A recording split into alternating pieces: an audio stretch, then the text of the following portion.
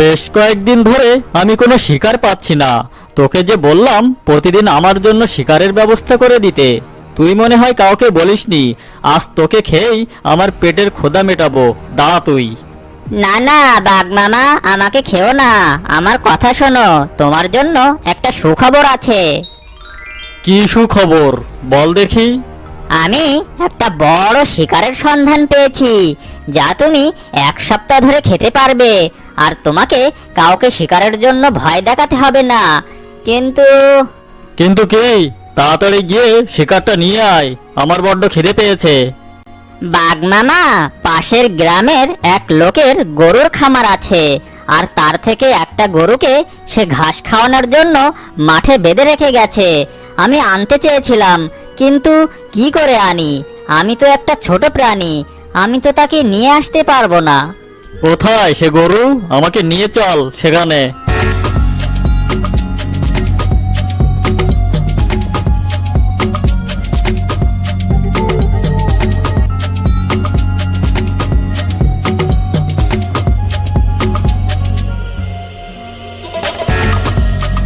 এই যে বাঘ মামা, তোমার শিকার, আমি এখন চললাম।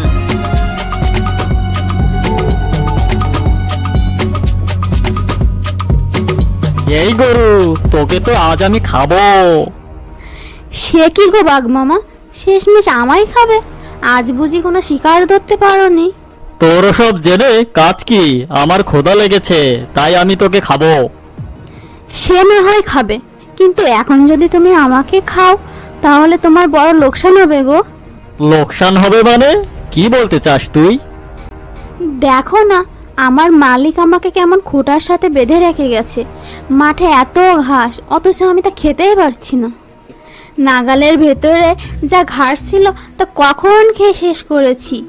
বেশি বেশি না খেলে কি শরীরে মাংস হয় বলো?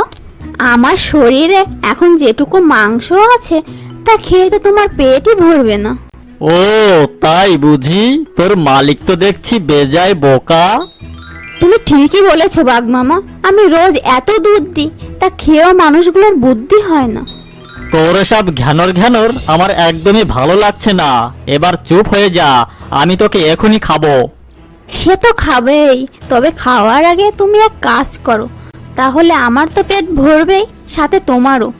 কি কাজ বল শুনি। তুমি আমার গলার দড়িটা খুলে দিয়ে যাও, আমি পেট ভরে মাঠের ঘাস খেয়ে শরীরে মাংস বানিয়ে নিই, তারপর তুমি আমাকে খেও। বেশ বেশ, চমৎকার বুদ্ধি, আমার ভালো লেগেছে। আমি এখন তোর দড়িটা খুলে দিচ্ছি, বিকেলে এসে তোকে খাবো। এই বলে বাঘ গরুর দড়ি কেটে বনের পথে রওনা দিল। গরু সারাদিন মাঠের ঘাস খেলো, বিকেলে বাঘ এলো আর বলল, ঘাস তো খেয়েছিস তাই না? এখন আমি তোকে খাবো। আরে বাঘ মামা, খেও খেও, এত তাড়া কিসের তোমার? দেখো, আমি সারাদিন খুব অল্প পরিমাণে ঘাস খেতে পেরেছি, তাতে আমার শরীরে আর কতটুকুই বা মাংস হয়েছে বলো? তাই তো দেখছি, আমি দড়ি খুলে দিয়ে গেলাম, তুই তাড়াতাড়ি ঘাস খাচ্ছিস না কেন? তাড়াতাড়ি খেলে বদহজম হবে আমার, আর শরীরে যেটুকু মাংস আছে তাও ঝরে যাবে, তাতে তোমার পেটই ভরবে না। তুমি বরং এক কাজ করো। আবার কি কাজ? তুই তো দেখছি আমায় খুব খাটাচ্ছিস। না, সেরকম খাটুনির কাজ নয়, বলছি শোনো।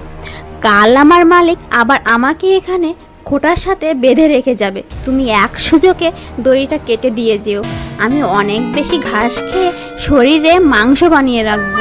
আচ্ছা ঠিক আছে, এত করে যখন বলছিস তাই হবে, কিন্তু কাল বিকেলে তোকে আমি খাবই, এই বলে দিলাম। অবশ্যই খাবে মামা, তুমি একদমই চিন্তা করো না। পরদিন সকালে এসে বাঘ আবারও গরুর দড়ি কেটে দিল, তারপর বনে চলে গেল বাঘ। বিকেলে বাঘ এসে দেখলো মাঠের অর্ধেক ঘাসও খাওয়া হয়নি গরুর।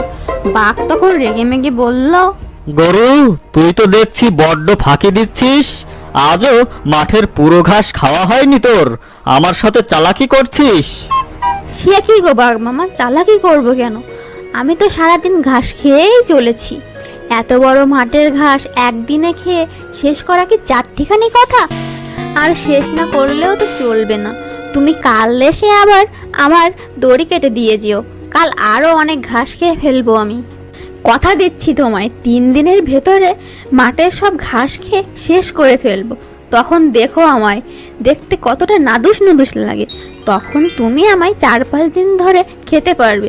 এ কদিন না হয় ছোটখাটো প্রাণী মেরে তোমার পেটটা চালিয়ে নাও, তারপর আমি তো আছি তোমার পেট ভরাতে।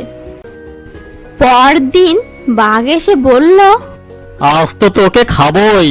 4-5 দিন ধরে না খেয়ে আছি তোকে খাবো বলে। আজ আর তোর কোনো নিস্তার নেই। হ্যাঁ বাঘ মামা, বসো। তোমার জন্য তো অপেক্ষা করছিলাম। আমি প্রস্তুত, তবে আমাকে খাওয়ার আগে দড়িটা আরেকবার খুলে দাও। এই বেটা গরু, তুই তো দেখছি আমাকে জ্বালিয়ে মারবি। আরে রাগ করছো কেন মামা? 5 দিন অপেক্ষা করতে পেরেছো, আর কিছু সময় অপেক্ষা করতে পারবে না? দেখো ওই গাছের নিচে এক ফালি ঘাস পড়ে আছে, ওটা খেয়েও আসি। ওটা আর পড়ে থাকবে কেন? তারপর তুমি আমাকে পেট ভরে খেও। ঠিক আছে, আমি দড়ি খুলে দিয়ে এখানেই থাকছি। আজ আর জঙ্গলে যাব না। তাড়াতাড়ি ওটুকু খেয়ে নে, তারপর আমি তোকে খাবো। বাঘ দড়ি কেটে দিতেই গরু গিয়ে ঘাস খেতে লাগলো। বাঘ যখন জিরানোর জন্য বসলো, তখন গরু গিয়ে পুকুরে নেমে পড়লো। পুকুরের একেবারে মাঝখানে। পুকুরটাতে পানিও কম ছিল, কাদা ছিল বেশি।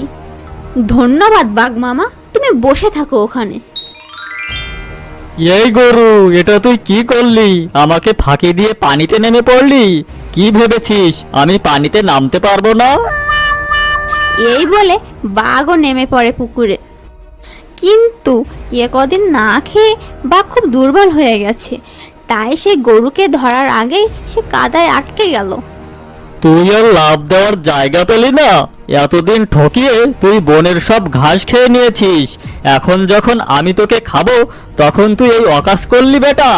এখন তো আমার সাথে তোকেও মরতে হবে। তোমার কি কোনো মালিক আছে? এই বেটা, আমি হলাম এই জঙ্গলের রাজা। আমার আবার মালিককে? আমি তো নিজেই বনে রাজ করি। তুমি এখানে দুর্বল মামা। একটু পর আমার মালিক আসবে আর আমাকে এখান থেকে তুলে নিয়ে যাবে, আর তোমাকে পিটিয়ে মারবে। বাঘ বড় বড় চোখ করে গরুর দিকে তাকিয়ে রইল।